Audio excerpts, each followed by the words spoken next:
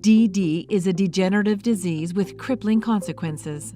DDF is a nonprofit federation with a dual mission to promote research into the cure for DD and to advocate for the treatment of its members who suffered from DD.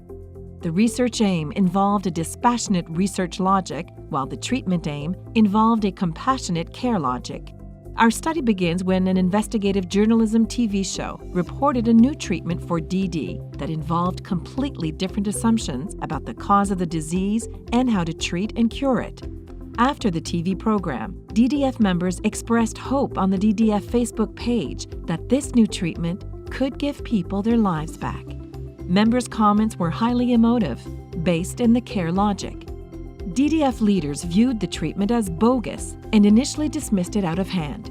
Their posts about the treatment were unemotional, consistent with the emotional register of the research logic. The DDF's dispassionate tone violated members' expectations of care.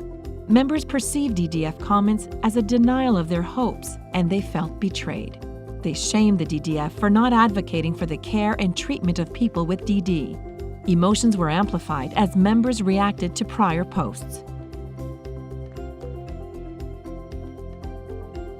Yet, despite members' concerns, the DDF continued to use an unemotional research logic in its posts. Members again demanded the DDF show care for them. When the DDF did not, they expressed their anger with the DDF and shunned the organization, asking funders to stop donating and telling the government that DDF was no longer the legitimate representative of people with DD. We saw a dynamic amplification from anger to shunning and back again.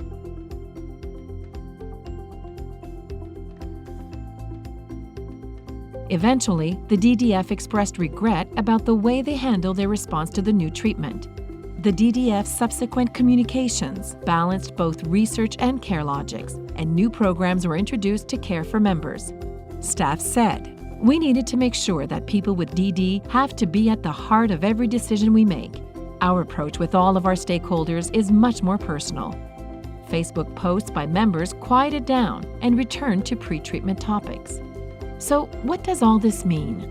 First, we found that logics have different emotional registers, which may be incompatible, leading to difficulties in managing institutional complexity. Second, we show how social media impact institutional processes by acting as an echo chamber, amplifying emotional processes. Finally, we extend research on emotions and institutions by showing how betrayal and anger can lead to emotion-laden influence activity, driving institutional dynamics. We show how shaming, which is based on a social relationship, can escalate to shunning or repudiating the relationship when the target does not reform. And we show how shunning can come to threaten the legitimacy of organizations overall.